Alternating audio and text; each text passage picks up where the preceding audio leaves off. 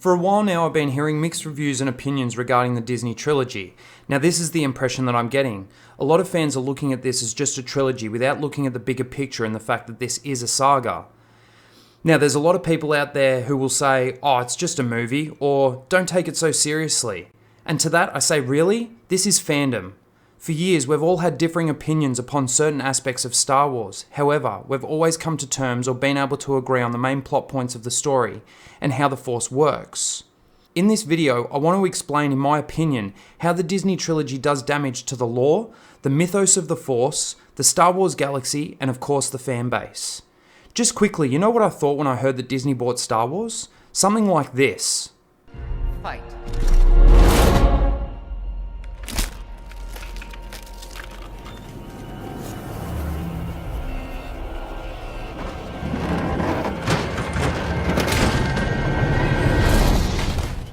Or this.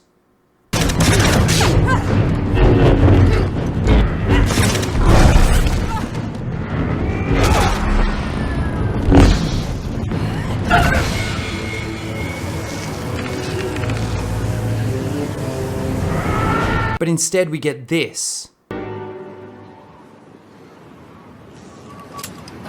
And this.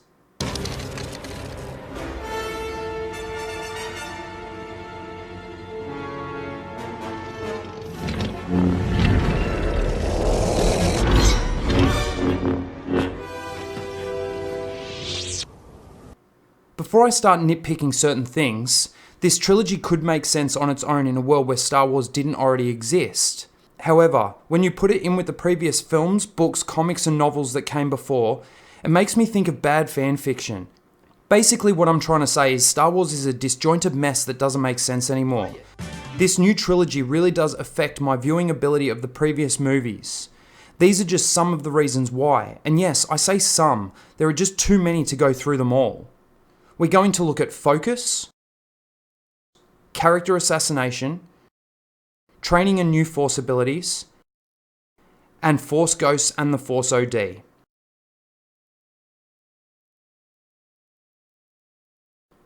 When Jedi fight or enter aggressive negotiations, they do not use their emotions to fight with. They focus their power, focus themselves, meditate while fighting. These are the traits of a Jedi. No screaming, no anger, nothing but the Force. Sith is a completely different story. They use their emotions. They use their hate, their anger to harness their power. Now in this Disney trilogy, there doesn't seem to be any of that focus. Always screaming and using emotions while fighting. I mean, there was an ad for a toy lightsaber and you could record your scream. And the ad says, "Unleash your scream with the Star Wars Scream Saber lightsaber." I don't get it. That's not how the Force works. Every time I see Rey fight, I think, why are you screaming and using emotions? She's supposed to be a Jedi, right? Oh, no, that's right. I am. All the Jedi. What happened to having patience, focus, meditation, and letting the Force flow through you? This is just the first point and it damages everything we know. I mean, in the OT, the only time we see Luke scream is when Vader threatens to turn Leia, and Luke goes crazy, but he's using the dark side to defeat Vader. Even when Anakin kills all the Sand People, he doesn't scream, and he's using the dark side. Maybe it's a small point, but I don't get it and I don't like it. What's with all the screaming? And turning on lightsabers when it's unnecessary.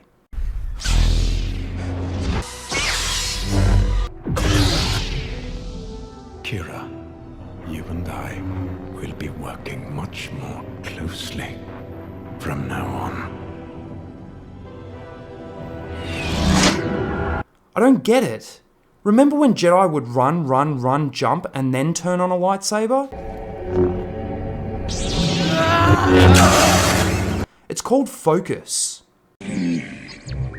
Control, control, you must gain control. Just thinking about this makes my brain hurt. There's no wonder so many fans are turning to the EU now. Han, Luke, Leia, and Anakin have all been completely assassinated through this trilogy, not to mention C-3PO, R2-D2, and Chewie. They even managed to do damage to Palpatine. I honestly don't know how people can like this trilogy. I have to have my brain turned off for it to make sense. Oh my god! But good for you if you like it, I guess. Let's start with the easy ones first. C-3PO, up until the last movie, was a piece of furniture. He does nothing but get told to shut up all the time. Now don't get me wrong, he was always being told to shut up, even in the originals. But in the originals and the prequels, he was a translator. He would translate droids and other alien species like Jabba. He would translate R2-D2 for Luke. He can talk to things that don't speak English and understands what they're fucking saying. Our captain was attached. Is there any more to this recording? He says that he is the property of Obi-Wan Kenobi, a resident of these parts, and it's a private message for him. He's not needed in this trilogy because Rey can understand everyone. Where do you come from? Classified, really? You can understand that thing? R2-D2 for the whole first movie is in a coma, up until the plot needs him to come out of the coma to show the map of where Luke is, even though he doesn't want to be found. In this trilogy, does he open any doors? Does he turn on a lift? Does he turn on a garbage disposal? Does he fix anything? Like, this is what the droid was designed to do. Does he do any of it? No. These droids are there to say, do you remember this? The last easy one is Chewie. Now, they tried to fix the problems they made with Chewie in The Rise of Skywalker. And it was probably the one scene that got the most emotion from me, his reaction to Leia's death. However, there is one scene that can show how much they screwed the pooch with their characters and their understanding of them. We all know it, the one where Chewie walks right past Leia after Han dies so Leia can hug a complete stranger. I think I felt something. Okay, on to the more difficult ones to explain. I'm going to do Han and Leia together, as they should have been in the movies. The fact that Han and Leia are estranged is ridiculous in the first place. With that being said, Han ends up being the exact same person he was at the beginning of A New Hope, just with extra baggage. Deadbeat dad that gets an average send-off. Leia should be running the Senate for the New Republic or something like that. Who is the government in this new trilogy? What I do is just like you know, you know what I mean? Like, No, I'm serious here. My point is, Leia was a badass in the originals, and in this she's just a mopey old lady who's in charge. Now they tried to fix Leia in The Rise of Skywalker, but in doing so they destroy their own canon, but that's a video for another time. And don't even get me started on the Leia Poppin scene. We all know what's wrong with that. That's not how the Force Or space works. And she spends most of The Last Jedi in a coma. My ultimate point is, any progression these characters made through the originals seems to be completely gone in this Disney trilogy. In the EU, Han and Leia are together. They raise their family, they have 3 kids, Jaina and Jacen Solo, the twins, and Anakin Solo. This is just the tip of the iceberg for these characters and their stories. I could go on and on about this, but I'm going to move on, as I think I've made my point. I'm going to do Luke Skywalker next. The only reason every fan was so excited to come and see these new Spaceballs movies. Let's just do a quick recap on Luke Skywalker's life. A farm boy stuck in the Outer Rim, wanting to move on to bigger and better things, an adventure. Finds out his father was a Jedi Knight who fought in the Clone Wars for the Republic. Sees his home, his aunt and uncle all be destroyed. Decides to go on the adventure and learn the ways of the Force like his father before him. Throughout 3 movies, we see a farm boy turn into a student, turn into a Jedi Knight, and save the galaxy through the redemption of his father. Not to mention, finds out the man he thinks killed his father is actually his father. And through all of that, he fails, and learns from those failures. A man who sees good in the most evil man in the galaxy, his dad. And even though he beats his dad in combat, he turns down the Emperor and doesn't turn to the dark side, which makes Anakin turn back to the light to save his son, destroying the Sith and bringing balance back to the Force. Epic story, right? The only questions people had at the end of Return of the Jedi was, how did Luke pass on what he had learned, and how powerful and wise was Master Luke Skywalker after 30 years? In this new trilogy, Luke isn't Luke. One thing I always come back to is the fact that he tried to kill his nephew in his sleep because maybe, just maybe, one day he might turn to the dark side. He couldn't kill his own father, who was already turned to the dark side and already the most evil man in the galaxy. This scene completely destroys who and what Luke Skywalker represents. Now again, they tried to fix Luke in The Rise of Skywalker, but the damage was done and still is done. You destroyed Luke Skywalker, everyone hated you for it, you blame the fans, and now we just don't care. I hate the way I feel about Star Wars right now. I'm going to just go back to the EU again quickly. Mara Jade, a dark side Force user, trained by the Emperor to find and kill Luke Skywalker, ends up falling in love with him and having a kid named Ben Skywalker, named after Obi-Wan. I don't think I need to say any more than that. It already sounds better than what we got. I hate the way this new trilogy portrays Luke Skywalker. I hate it. There are so many problems with Luke, I could do a whole video just on him, but I'm going to move on as this video is going to go way too long. I'm going to do Anakin and Palpatine together. I'm going to make it short because it's easy. I don't care what anyone says. This is my opinion. Palpatine being alive.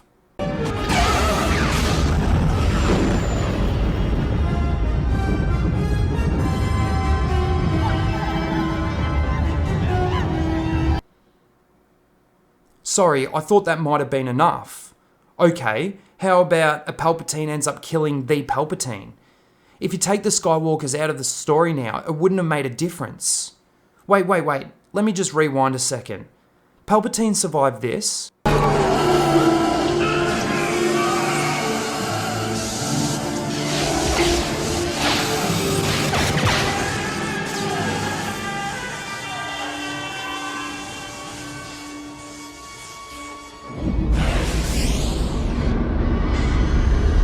And this.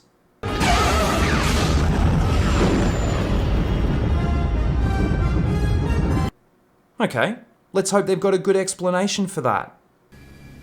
The dark side of the Force is a pathway to many abilities some consider to be unnatural. Oh, mate. So basically, wait for the comic book after we figure it out. I truly believe that J.J. Abrams had a good idea when he introduced Snoke. But then Rian Johnson burnt it down and took a dump on the ashes with The Last Jedi. Then J.J. just flipped Ryan the Bird with The Rise of Skywalker, the retcon trilogy, a Star Wars story. These two directors had an ego-measuring contest with Star Wars. And I see your Schwartz is as big as mine. And the fans paid for it. I'm so disappointed. This for me is the big one. How much they changed the lore, what the Force is, and how it can be used. The Force was always used sparingly. That was one of the mysteries behind it. And it took patience and training to learn these abilities. Now before you all jump on me and say they're a dyad or whatever the hell it is, or she's a Palpatine, hear me out. I'm going to just shut down the Palpatine argument straight away. It doesn't matter where you come from. Your lineage, it doesn't make a difference. Yes, it might mean that you've got more of a chance of being Force sensitive, but it doesn't mean you can use these Force abilities without any form of training. Yoda was learning for 900 years and only learned how to become a Force ghost after about 850 years. I'll come back to that though, as I've got a whole point for Force ghosts. Luke still had to train despite being a Skywalker. Think about it. How much struggle did Luke have to go through whilst he was training? Training means nothing now. I understand they tried to address this in The Rise of Skywalker, but all it did was make Rey completely OP. Can anyone explain to me why she ended up needing training? Seeing everything I've seen in this trilogy, she was already doing everything. Mind tricking, winning weak saber fights, lifting 1,000 rocks at once with no effort or struggle, no training. After maybe a year of training, she's still mind tricking, winning weak saber fights, lifting 1,000 rocks, but now she's also levitating, grabbing ships through the Force and using Force lightning to blow them up, which is one of the hardest dark side Force abilities to learn and takes a lot of training. I don't care that she's a Palpatine. That's not how the Force works. And she could do what many couldn't do before her because she's got 2 lightsabers. Not to mention how much damage her destroying Palpatine and Palpatine even being alive does to Anakin and Luke's story arc, as I mentioned earlier. Okay, I'm only going to talk about one Force ability, but I ask you, when you're watching these movies, view it as a saga, not just as a trilogy. Not that this trilogy makes sense within itself, but as I mentioned earlier, that's a video for another time. Use your brain to think about the story and what makes sense with what you've seen and heard before. Okay, force healing. Let me show you exactly how this affects what we've seen before. Qui-Gon dying in Obi-Wan's arms. Why wouldn't he just heal him? Give him some of his Force essence. Ah, he's not a dyad, you say. But wait, Baby Yoda can do it. Don't get me wrong, I like The Mandalorian, but I hate this because it destroys death. Also, you mean to tell me that in the thousands of years the Jedi have been around for, they've never heard of Force healing? It doesn't make sense. In all the years that Anakin was training as a Jedi, he never heard of Force healing and thought that maybe he could use that to save Padme or his mum? And let's hope the Force teleportation dies with the dyad. The Force is now magic, Harry Potter a Star Wars story with an endgame ending. First, I want to explain how hard it is to learn how to become a Force ghost. If you've watched Clone Wars Season 6, you'll know exactly what I'm talking about. If you haven't, this explanation will contain spoilers for Clone Wars Season 6. Just a side note, if you haven't watched the Clone Wars, do yourself a favour and watch them. They make the prequels a way better experience. I know the EU and the Return of the Jedi novel helps this example, but I'm going to use the Clone Wars example because it's canon and I can relate it to the movies. Okay, at the end of Revenge of the Sith, Yoda tells Obi-Wan he has been able to commune with Qui-Gon, who has learnt the path to immortality. Now we learn in the Clone Wars that Qui-Gon can't manifest himself because he didn't complete the training. Not to mention he is the first Jedi ever to achieve immortality. In 3 straight episodes, Yoda goes on one of the best storytelling side quests in all of Star Wars in my opinion. 3 big hard tests given to him by the wills of the Force, and only because he passed every test, not without struggle, is he able to become one with the Force, become a Force ghost, and manifest himself in the physical universe. They can't do this, or this, or this.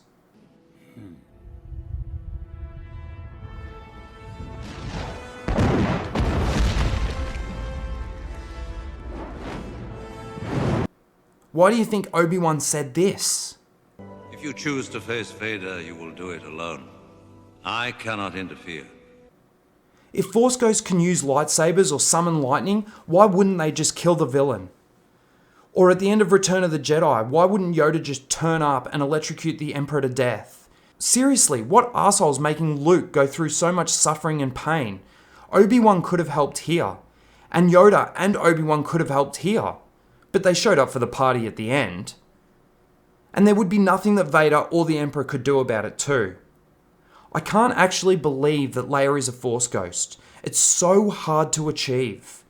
And if all the voices Rey hears are Force ghosts just not manifesting, I don't buy it. I don't buy it because... That's not how the Force works. And thanks for killing Ahsoka off screen. Let's quickly talk about the Force OD and I'll wrap this up. We now have a Force mana meter. If you use too much Force, you'll die.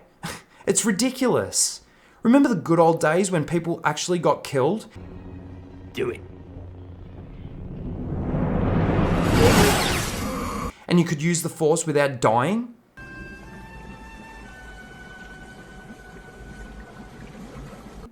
It's so lazy and stupid. Imagine if Luke died after this.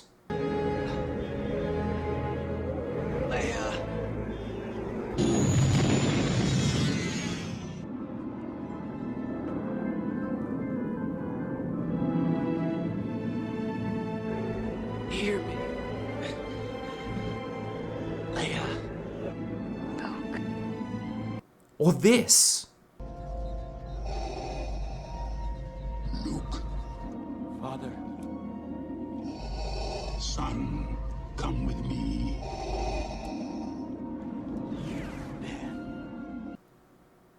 One quick side note before I do wrap this up. This one point shows how much the creators of this new Star Wars don't understand the universe they're playing with. Hyperspace skipping. How ridiculous! Remember this? Traveling through hyperspace ain't like dust and crops, boy. Without precise calculations, we'd fly right through a star or bounce too close to a supernova and that'd end your trip real quick, wouldn't it? I think with how many times they do it, the odds of them actually flying into a star would be... Approximately 3,720 to 1. Never tell me the odds. And even if you're in hyperspace, it still takes time to get to your destination. You can't just punch in, punch out, and you're there. And what the hell happened to hyperspace lanes? It's small, but it matters, and the creators are too lazy to do their homework. I can't keep talking about this as it's really hurting my brain way too much now. My ultimate point is this trilogy is a disjointed mess within itself, but even worse when you put it in the saga. If you like it, I'm glad you like it. Enjoy your flashy lights, your great effects, your unchoreographed lightsaber fights with magic, and a B-grade version of itself. I think it's well documented how George Lucas really feels about this trilogy. Thanks, Bob Iger. I just can't believe this is how the Skywalker saga goes out, with a Palpatine beating a Palpatine and taking the Skywalker name. I can't even begin to tell you the state of apathy I feel towards Star Wars right now, and all I did was use my brain and ask some questions. I'm moving to the EU now thanks to RK Outpost and Lethal Lightning. Check out their channels, they're awesome. These guys talk about the EU with such passion, it gives me goosebumps nearly every time if they're talking about a specific character or story. They're awesome, check them out. Well, there's my thoughts on the Disney trilogy. I hated it. The conflict within the fandom has annoyed the shit out of me. Nothing about this entire trilogy has felt like Star Wars to me, from the movies to the fan interaction. I hate hearing a Star Wars fan say to another Star Wars fan, "You're not a Star Wars fan." It's ridiculous. All because you've got a different opinion on a movie. And I'll admit it, I've said it because I truly don't understand how somebody can like this or understand it for that matter. This all happened and you can't deny it because of The Last Jedi. All I can hope for is that they decanonize this trilogy, reintroduce the EU, and tell those stories. I hope this for all sides of the fandom so we can reset and try again. Despite whether you like this trilogy or not, there's no disputing the fandom is broken. We need to get back to a point where we were mostly united, and that was before this trilogy. Anyway, if you've made it this far, thank you for watching, and let's hope the Force is still with us.